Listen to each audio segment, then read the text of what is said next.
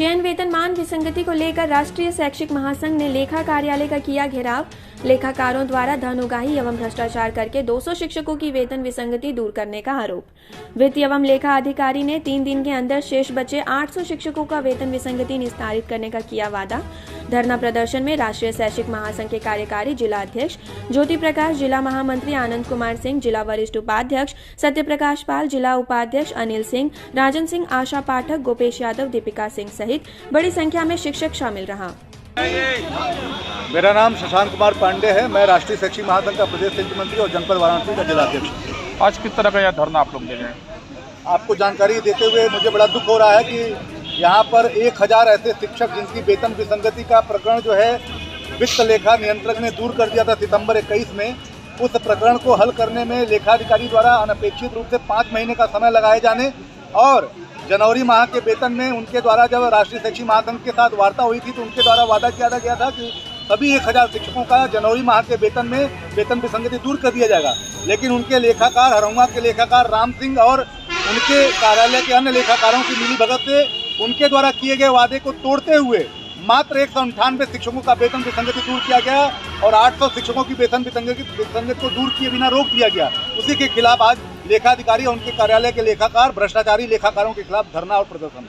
क्या लगता है आपको किस तरह से उनका वेतन रिलीज कर दिया गया और बाकी 800 लोगों का नहीं किया गया? जैसा आप जानते हैं कि भ्रष्टाचार से ग्रसित मानसिकता का व्यक्ति कभी भी नियम और कानून पे चलने की कोशिश नहीं करता है। जब इनके उच्चाधिकारी वित्त नियंत्रक जो इलाहाबाद में बैठे हुए उन्होंने पूरे उत्तर प्रदेश के लिए आदेश कर दिया तो इन्होंने तमाम तरह के उसमें रोड़े अटकाने के लिए अपने स्तर से क्यों पत्र और पत्रांक चलाने का कार्य किया। वित्त नियंत्रक के आदेश के बाद वित्त लेखाधिकारी की कोई भी हैसियत नहीं होती कि वो वित्त नियंत्रक के आदेश को दरकिनार कर दे। आपको बताते हुए आश्चर्य हो रहा है कि प्रयागराज जो वित्त नियंत्रक के ठीक उनके कार्यालय के ठीक बगल में वहाँ कार्यालय है, उसने उसी 10 दिन के अंदर मामला हल कर दिया। लखनऊ जो माननीय योगी आदित्यनाथ का क्षेत्र है उसने अगले 10 दिन में हल कर दिया।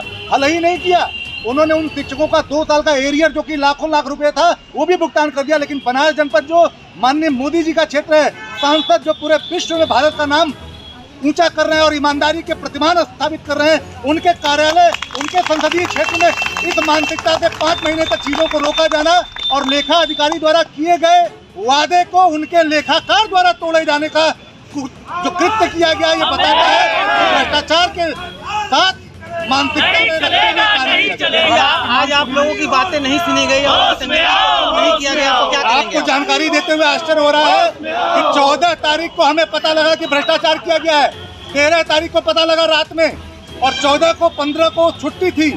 16 तारीख को मैंने शार्ट नोटिस दिया और शार्ट नोटिस में अगर मैं यहाँ इकट्ठा हूँ और आपके सामने ये हुजूम दिख रही है तो अगर इन शार्ट नोटिस के बाद आज के बाद अगर अगले 3 दिन में कार्रवाई नहीं की गई और इन सभी बकाया शिक्षकों का वेतन वृद्धि लगा करके वेतन विसंगति दूर नहीं किया गया तो लेखा अधिकारी कार्यालय में तालाबंदी होगी और लगातार अनिश्चित काल तक आमरण अनशन के साथ आंदोलन।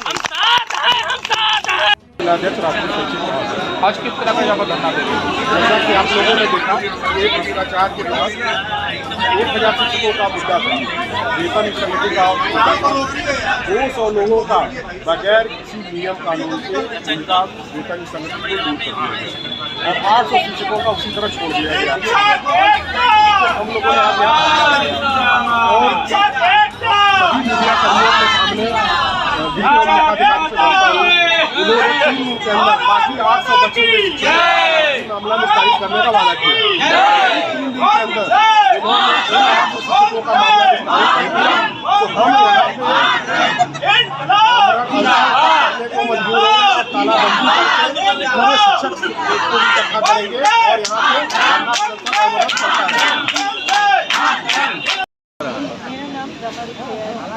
बात ऊपर तक पहुँचे, इसके लिए मीडिया की आवाज़ जरूरी है। मैं राष्ट्रीय शैक्षिक महासंघ की उपाध्यक्ष और महिला प्रकोष्ठ। आप धरना क्यों दे रही है?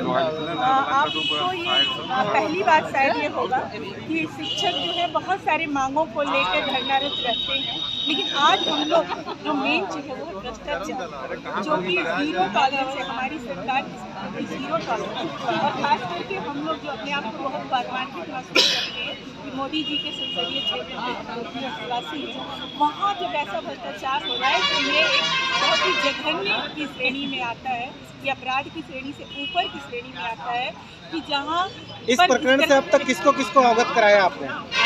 इस प्रकरण से हम लोग अभी जितने भी हमारे उच्च अधिकारी हैं इस क्षेत्र के, उन सबसे अब यहाँ तक कि जैसा कि हमारे जिलाध्यक्ष ने कहा कि वित्त लेखा नियंत्रण इलाहाबाद तक को इस प्रकरण के बारे में जानकारी मिल गया है कि उनकी लिखित आदेश के बाद भी जो कि लखनऊ और इलाहाबाद में हो चुका है, सारे शिक्षकों का विसंगति दूर किया जा चुका है और यहाँ पर कुछ चुनिंदा लोगों का हुआ है। यहाँ भी नहीं, आप नहीं कहेंगे कि नहीं हुआ है यहाँ भी, लेकिन कुछ चुनिंदा लोगों का हुआ है और उन चुनिंदा लोगों का क्यों हुआ है ये मेरे मुंह से बोलने की आवश्यकता नहीं है।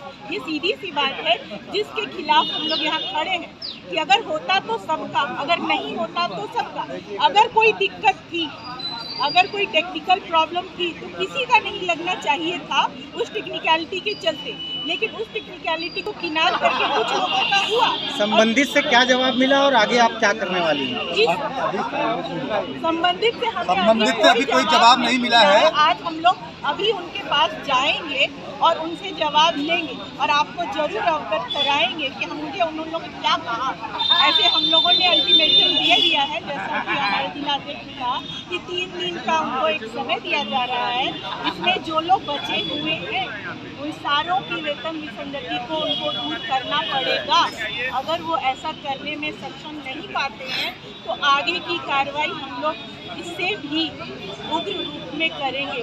जैसा कि हमारे जिलाध्यक्ष ने कहा कि एक शॉर्ट नोटिस पर इतने लोग इकट्ठा हुए हैं, तो जब हम और इसका आह्वान करेंगे तो हमारे शिक्षक तो देने का काम करते हैं पर शिक्षक पैसा नहीं, तो उनसे पैसा मांगकर क्यों इतना बड़ा कलंक हमारे ऊपर लगाया जा रहा है, इसके खिलाफ पवन सिंह, ब्लॉक अध्यक्ष चोलापुर, राशि सेक्शन। यहाँ पे हम लोग जो है वेतन विसंगति के संदर्भ में जो लेखा कार्यालय से अनियमितता हुई, जो भ्रष्टाचार हुआ, उसके संदर्भ में धरना रखते हैं।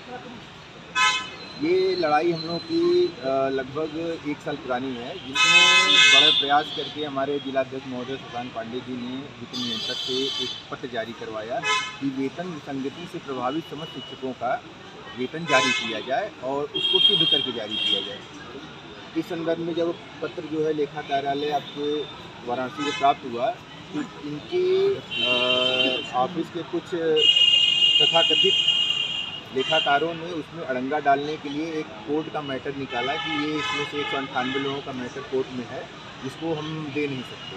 तो लेखा महोदय ने राशि सचिव महासंघ से अपील की कि यदि वो मैटर कोर्ट का जो है किसी तरह से वापस ले लिया जाए तो मैं आपको आश्वासन देता हूँ या विश्वस्त करता हूँ कि मैं वेतन विसंगति को दूर करूँगा।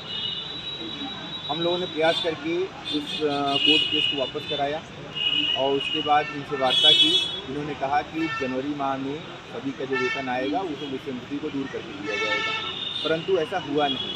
सिर्फ 198 लोग जो कि विभिन्न ब्लॉकों से थे, ज़्यादातर हरौआ ब्लॉक से थे, हरौआ ब्लॉक के सहायक लेखाकार ने मिली भगत करके कुछ लेन देन करके उन लोगों का वेतन जारी कर दिया विसंगति को दूर करते हुए, जबकि बाकी 800 लोगों को ऐसे ही छोड़ दिया गया। लेन देन में किस तरह का नंबर को वार आप जो कुछ लोगों का लग गया, इसकी जानकारी मुझे आप द्वारा मिली, आपके मैसेज द्वारा मिली और किसी और ने फ़ोन भी किया था उनके द्वारा भी जानकारी मिली। तो फिर लेकिन मैं उसमें इलाहाबाद में जा रहा था, रास्ते में था। अगले दिन मुझे हाईकोर्ट जाना था, हाईकोर्ट में आपसे वार्ता हुई। आपसे बात के क्रम में हमने फिर तत्काल अपने कार्यालय में लोगों को, कार्यालय में जो हमारा ग्रुप है, लोगों ने बताया, कार्यालय के ग्रुप का जो बनाया हुआ है, और सभी लोगों को हमने कहा कि ऐसा क्यों हुआ है। तो अभी तो वो लोग नियमानुसार सब है, लेकिन अब जिनका कहा है आपने, अभी तो बिल देखे नहीं है। किन 198 लोगों की बात आप कर रहे हैं, उन 198 को हम अभी देखते हैं और जो पटल साहब से उसे स्पष्टीकरण मांगेंगे। स्पष्टीकरण संतुष्ट न होने पर हम अपने उच्च अधिकारियों को इनके विरुद्ध पत्र प्रेषित करेंगे, जिससे आपको सूचित कर देंगे। 800 जो अवशेष रह गए उनका वेतन विसंगति 3 दिन के अंदर आप हल करने का वादा करते हैं? हाँ, करते हैं। 3 दिन में हल हो जाएगा? 3 दिन काफी हल भी हो गया है, लगातार पहले भी लोग काम, मतलब आप अपने वादे पर कायम है, आपके लेखाकारों ने आपको धोखा दिया, ये स्पष्ट हो गया। इसको तो मैं ही मानूंगा। स्पष्टीकरण लेने के बाद क्या आपकी जानकारी में उन 198 का प्रकरण लाया गया था? नहीं, अभी तो आपके द्वारा लाया गया ना। और उन 198 को वेतन भुगतान हो गया, इसकी भी जानकारी आपको नहीं थी? वेतन भुगतान की जानकारी तो आपके द्वारा दी गई ना, मैसेज। उनका वेतन वृद्धि जो जनवरी में होना था उसको दिसंबर में दे दिया गया, इसकी जानकारी आपको नहीं थी? ये मेरे उसमें हुआ है। क्योंकि जैसे वेतन बिल सामूहिक रूप से बनता है, एक एक टीचर का वेतन मैं नहीं चेक कर पाता हूँ अपने, इसीलिए पटल सहायकों को लगाया गया है। और पटल सहायकों ने उसे न चेक करके उनके द्वारा अगर गलत ढंग से लाया गया होगा, बिना नियमों को गिन के लाया गया होगा, तो उसके खिलाफ हम उनके कार्रवाई के लिए हम लिखेंगे। इसका मतलब ये हुआ कि आपके सहृदयता और सभ्यता का लाभ आपके कार्यालय के भ्रष्टाचारियों ने लिया है, ये तो स्पष्ट हो जाता है। इसका मतलब कि बेसिक शिक्षा की कार्यशैली को समझने में अभी आपको और वक्त लगने जा रहा है। बिल्कुल, मैं देखिए नया भी हूँ, अभी समझ भी रहा हूँ, और अब इन सब चीज़ों से मैं और मजबूत हो रहा हूँ।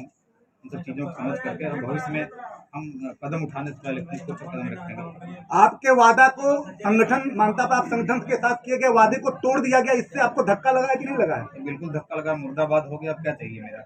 मुझे लग रहा है कि आने वाले कल में आप निश्चित तौर पर संगठन के साथ किए हुए वादे को तोड़ना न पाए कोई आपका कार्यालय का व्यक्ति ऐसा। मैं पहले भी ऐसा प्रयास आपसे जनवरी में ही कहा था, जनवरी बीती नहीं है जी, और मैं जनवरी के वेतन से पहले आप लोगों का निस्तारण हो जाएगा, और 3 दिन में ही मैं कोशिश करूंगा 3 दिन में ही सब हो जाए। ठीक है, हमारे मीडिया के साथी आपसे बात कर। श्रीमान जी, जिस प्रकार से यहाँ के शिक्षकों ने आरोप लगाए लेखाकारों के ऊपर, उनके ऊपर किस प्रकार से कार्रवाई वैधानिक कर रहे हैं आप? उनका देखिए, उनका अपॉइंटिंग अथॉरिटी मैं नहीं हूँ कि मैं उनको कुछ कार्रवाई कर सकूँ। उनके लिए रिकमेंडेशन में अगर स्पष्टीकरण लूंगा, अगर मैं संतुष्ट नहीं होगा तो अपने उच्च अधिकारियों से उससे अवगत करा दूंगा। इस संबंध में जांच तो करवा सकते हैं?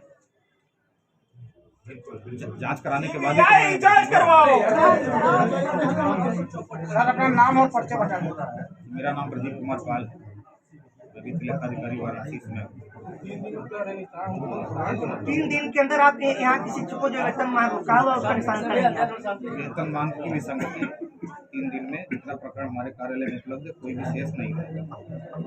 बहुत बहुत धन्यवाद। और मुझे आपके साथ बैठने के बाद एक चीज महसूस हो रहा है कि आपकी शुचिता और सभ्यता पर प्रश्न चिन्ह नहीं है, प्रश्न चिन्ह आपके लेखाकारों पर है, और वो आप खुद महसूस करें। मैं इस बात को स्वीकार करता हूं कि कार्यालय अध्यक्ष होने के नाते इसमें कहीं न कहीं मेरी प्रशासनिक कुशलता में कमी है, जिसे मुझे सुधारना है।